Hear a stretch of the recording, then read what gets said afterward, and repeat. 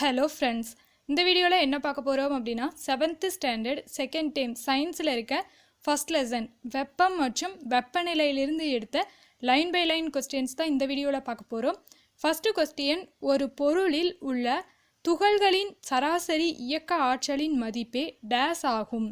ஒரு பொருளில் உள்ள துகள்களின் சராசரி இயக்க ஆற்றலின் மதிப்பே வெப்பநிலை ஆகும். வெப்பநிலை செகண்ட் ஆப்ஷன். அடுத்து செகண்ட் கொஸ்டின், வெப்பநிலையினை அளக்க டேஸ் வகையான அலகுகள் பயன்படுத்தப்படுகின்றன. வெப்பநிலையினை அளக்க 3 வகையான அலகுகள் பயன்படுத்தப்படுகின்றன. 3 வகை செகண்ட் ஆப்ஷன். அடுத்து மூணாவது கொஸ்டின், கீழ்கண்டவற்றுள் வெப்பநிலையின் அலகு. கீழ்கண்டவற்றுள் வெப்பநிலையின் அலகு செல்சியஸ், பாரன்ஹீட், கெல்வின். இது மூன்றுமே வெப்பநிலையின் அலகுகள் தான். ஸோ இதுக்கான ஆன்சர் இவை அனைத்தும் லாஸ்ட் ஆப்ஷன். அடுத்து நாலாவது கொஸ்டின், செல்சியஸ் அலகானது டேஸ் என எழுதப்படுகிறது. செல்சியஸ் அலகானது சி என எழுதப்படுகிறது. C Celsius. கே அப்படிங்கிறது கெல்வினை குறிக்குது. எஃப் அப்படிங்கிறது ஃபாரன்ஹீட்டை குறிக்குது. தேர்ட் ஆப்ஷன் ஏ அப்படிங்கிறது ஆம்பியரை குறிக்குது. அடுத்து ஐந்தாவது கொஸ்டின், சென்டிகிரேட் எனவும் அழைக்கப்படும் அலகு எது? சென்டிகிரேட் எனவும் அழைக்கப்படும் அலகு செல்சியஸ். Third option. அடுத்து ஆறாவது கொஸ்டின், மருத்துவ வெப்பநிலையானது குறைந்தபட்ச வெப்பநிலையாக டேஸ் அளக்கக்கூடியது. மருத்துவ வெப்பநிலையானது குறைந்தபட்ச வெப்பநிலையாக 35 டிகிரி செல்சியஸ் அல்லது 94 டிகிரி ஃபாரன்ஹீட் அளக்கக்கூடியது. 35 டிகிரி செல்சியஸ் அல்லது 94 டிகிரி ஃபாரன்ஹீட். அடுத்து ஏழாவது கொஸ்டின், மருத்துவ வெப்பநிலையானது அதிகபட்ச வெப்பநிலையாக டேஸ் அளக்கக்கூடியது. மருத்துவ வெப்பநிலையானது அதிகபட்ச வெப்பநிலையாக 42 டிகிரி செல்சியஸ் அல்லது 108 degree Fahrenheit. 108 degree Fahrenheit last option. அடுத்து எட்டாவது கொஸ்டின், ஆய்வக வெப்பநிலையானது டேஸ் வரையிலான செல்சியஸ் அளவுகோலினை கொண்டுள்ளது. ஆய்வக வெப்பநிலையானது -10 டிகிரி செல்சியஸ் முதல் 110 டிகிரி செல்சியஸ் வரையிலான செல்சியஸ் அளவுகோலினை கொண்டுள்ளது. ஃபர்ஸ்ட் ஆப்ஷன் -10 டிகிரி செல்சியஸ் முதல் 110 டிகிரி செல்சியஸ். அடுத்து ஒன்பதாவது கொஸ்டின், மனிதர்களின் சராசரி உடல் வெப்பநிலை எவ்வளவு? மனிதர்களின் சராசரி உடல் வெப்பநிலை 37 டிகிரி செல்சியஸ் அல்லது 98.6 டிகிரி ஃபாரன்ஹீட். 98.6 degree Fahrenheit. அடுத்து 10வது கொஸ்டின், வெப்பநிலையின் எஸ்ஐ அலகு. வெப்பநிலையின் எஸ்ஐ அலகு கெல்வின். Celsius, Fahrenheit, kelvin. இது மூன்றுமே வெப்பநிலையோட அலகுகள் தான். ஆனால் வெப்பநிலையின் எஸ்ஐ அலகு அப்படின்னு சொல்லி கேட்டால் கெல்வின். அடுத்தது 11வது கொஸ்டின், வெப்பநிலையினை அளக்க பரவலாக பயன்படுத்தப்படும் சாதனம் எது? வெப்பநிலையினை அளக்க பரவலாக பயன்படுத்தப்படும் சாதனம் வெப்பநிலைமானி. Second option. அடுத்து 12வது கொஸ்டின், -100 டிகிரி செல்சியஸுக்கும் குறைவான உறைநிலையை கொண்டது எது? -100 டிகிரி செல்சியஸுக்கும் குறைவான உறைநிலையை கொண்டது ஆல்கஹால். Alcohol second option. அடுத்து 13வது கொஸ்டின், செல்சியஸ் அளவீட்டு முறையானது யாருடைய பெயரினால் அழைக்கப்படுகிறது? செல்சியஸ் அளவீட்டு முறையானது ஆண்ட்ரஸ் செல்சியஸ் என்பவரின் பெயரினால் அழைக்கப்படுகிறது. Andres Celsius. First option Andres Celsius. அடுத்து 14வது கொஸ்டின், ஸ்வீடன் நாட்டு வானியலாளர் ஆண்ட்ரஸ் செல்சியஸ் பெயரினால் எந்த ஆண்டு முதல் செல்சியஸ் அளவீட்டு முறை அழைக்கப்படுகிறது? ஆண்ட்ரஸ் செல்சியஸ் அப்படிங்கிறவர் ஸ்வீடன் நாட்டை சேர்ந்தவர். இவரோட பெயரினால் 1742 செல்சியஸ் அளவீட்டு முறை அப்படின்னு சொல்லிட்டு அழைக்கப்படுது. 1742. Third option. அடுத்து 15வது கொஸ்டின், சென்டம் மற்றும் கிரேடஸ் வார்த்தைகள் இணைந்து டேஸ் என்ற வார்த்தை உருவானது. சென்டம் மற்றும் கிரேடஸ் வார்த்தைகள் இணைந்து சென்டிகிரேட் என்ற வார்த்தை உருவானது. Centigrade.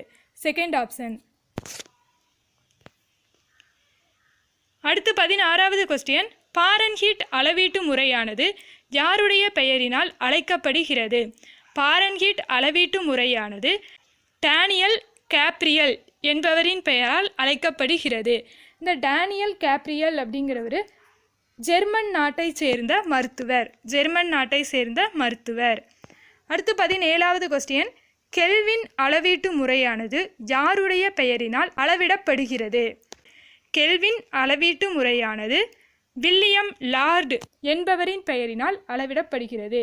William Lord, third option. அடுத்து 18வது கொஸ்டின், ஒரு நாளின் அதிகபட்ச மற்றும் குறைந்தபட்ச வெப்பநிலையினை அளக்க பயன்படும் வெப்பநிலையானது டேஸ் என அழைக்கப்படுகிறது. ஒரு நாளின் அதிகபட்ச மற்றும் குறைந்தபட்ச வெப்பநிலையினை அளக்க பயன்படும் வெப்பநிலையானது பெரும சிறும வெப்பநிலைமானி என அழைக்கப்படுகிறது. பெரும சிறும வெப்பநிலைமானி, லாஸ்ட் ஆப்ஷன். அடுத்து 19வது கொஸ்டின், பாரன்ஹீட் அளவீட்டு முறையினை பயன்படுத்துபவர்களுக்கு தனிச்சுழி அளவீட்டு முறை தேவைப்பட்டால் எந்த செயல்பாட்டினை பயன்படுத்தி ரான்கின் முறைக்கு மதிப்பினை எளிமையாக மாற்றிக்கொள்ள இயலும்? பாரன்ஹீட் அளவீட்டு முறையினை பயன்படுத்துபவர்களுக்கு தனிச்சுழி அளவீட்டு முறை தேவைப்பட்டால் எந்த செயல்பாட்டினை பயன்படுத்தி ரான்கின் முறைக்கு மதிப்பினை எளிமையாக மாற்றிக்கொள்ள இயலும்? R = F + 459.67. R Rankine = Fahrenheit + 459.67. அடுத்தது 20வது கொஸ்டின், ரான்கின் அளவீட்டு முறையினை எந்த ஆண்டு கிளாஸ்கோ பல்கலைக்கழகத்தின் பொறியியலாளர் மற்றும் இயற்பியலாளரான ரான்கின் அறிமுகப்படுத்தினார்? ரான்கின் அளவீட்டு முறையினை எந்த ஆண்டு கிளாஸ்கோ பல்கலைக்கழகத்தின் பொறியியலாளர் மற்றும் இயற்பியலாளரான ரான்கின் அறிமுகப்படுத்தினார்? 1859ஆம் ஆண்டு. 1859, லாஸ்ட் ஆப்ஷன். அடுத்தது 21வது கொஸ்டின், புவியில் பதிவு செய்யப்பட்ட மிக உயர் இயற்கை வெப்பநிலை எவ்வளவு? புவியில் பதிவு செய்யப்பட்ட மிக உயர் இயற்கை வெப்பநிலை 329.85 kelvin, 56.7 degree Celsius, 134.06 degree Fahrenheit. இது வந்துட்டு இந்த மாதிரி கெல்வின், செல்சியஸ், ஃபாரன்ஹீட் எல்லாமே கொடுத்தாங்க அப்படின்னா இந்த ஆப்ஷன் வரும். இதுவே புவியில் பதிவு செய்யப்பட்ட மிக உயர் இயற்கை வெப்பநிலையின் கெல்வின் அளவு எவ்வளவு அப்படின்னா 329.85 கெல்வின். செல்சியஸ் அளவு எவ்வளவு, ஃபாரன்ஹீட் அளவு எவ்வளவு அப்படின்னு சொல்லிட்டு தனித்தனியாக கூட இந்த கொஸ்டின் கேட்பாங்க. 178.45 kelvin, -94.7 degree Celsius, -138.46 degree Fahrenheit. இது வந்து புவியில் பதிவு செய்யப்பட்ட மிக குறைந்த இயற்கை வெப்பநிலை தான் செகண்ட் ஆப்ஷன்.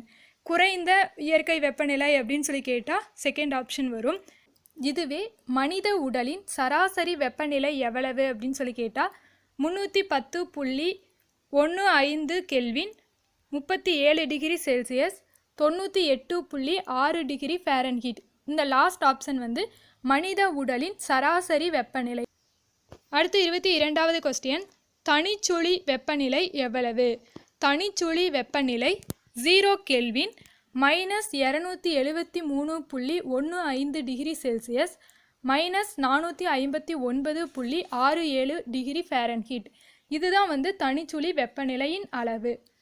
இதுவே வந்துட்டு நீரின் கொதிநிலை எவ்வளவு அப்படின்னு சொல்லி கேட்டால் 373.15 kelvin, 100 degree Celsius, 212 degree Fahrenheit. இது வந்து நீரின் கொதிநிலை.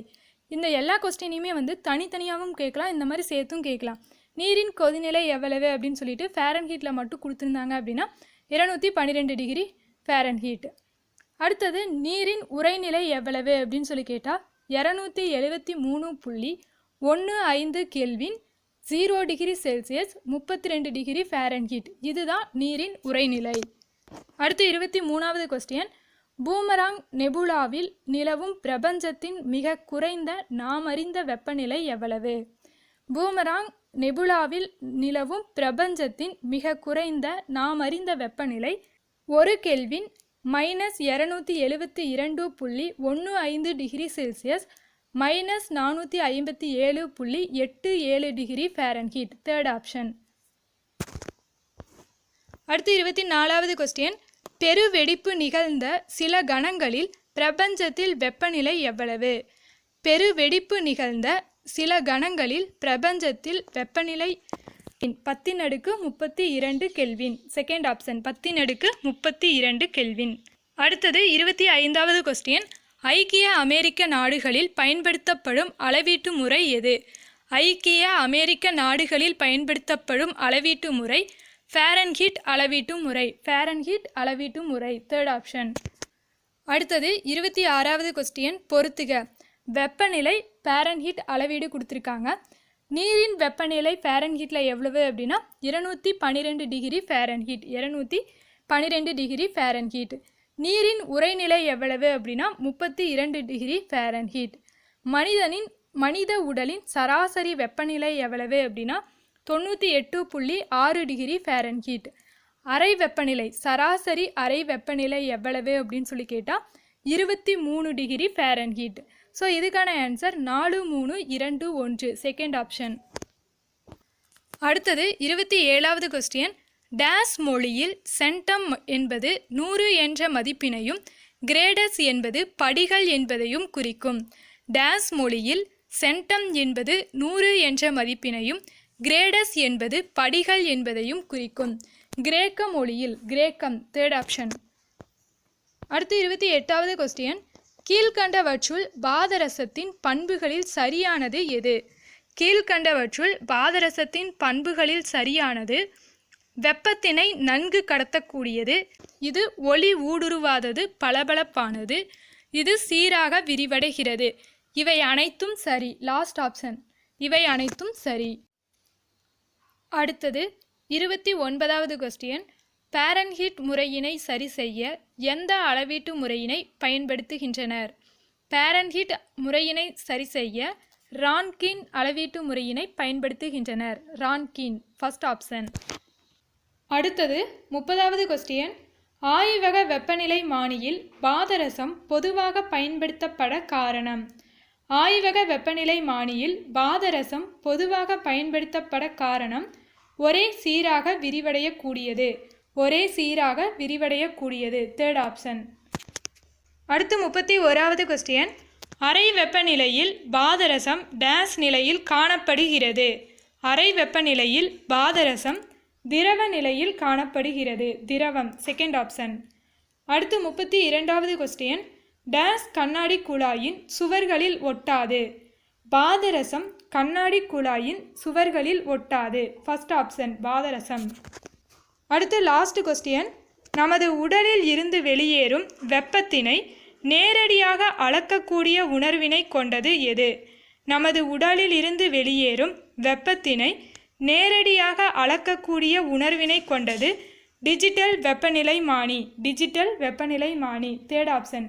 ஓகே, இதோட இந்த லெசன்லேருந்து எடுத்த கொஸ்டின்ஸ் முடிஞ்சுது. தேங்க்யூ.